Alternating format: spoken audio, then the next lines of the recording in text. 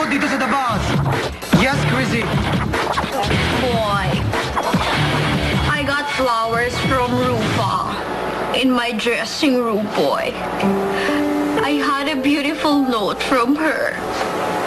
Ang main message ng note, P.S. And now,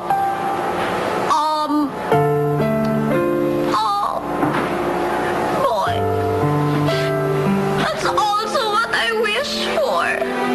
But aaminin ko po sa inyo, on my way here, kausap ko yung tatlo kong kapatid na babae.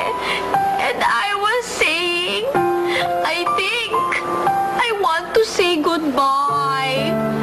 Tao lang talaga ako. Tapos, sinabi ko sa ate ko, Ate, parang mababaliw na ako. Kasi, mamamasa mo na parang ikaw na yung pinakawalang niyang tao sa mundo. Lalabas ka at libo-libo naman yung magsasabing, I love you, Crazy! Ano ba talaga, boy? Should I leave the bus? Tinanong ko sa mga ate ko, I didn't ask you, boy, because it's a family decision. People always say I'm a brat, but I'm not a brat when it comes to my family. Lahat naman gagawin ko para sa pamilya ko. When ate said, Chris, be humble, para matapos na mag-sorry ka na. Kahit nung time, boy, na alam ko wala akong ginawang masama, ginawa ko, nag-sorry ako, boy, para sa pamilya ko.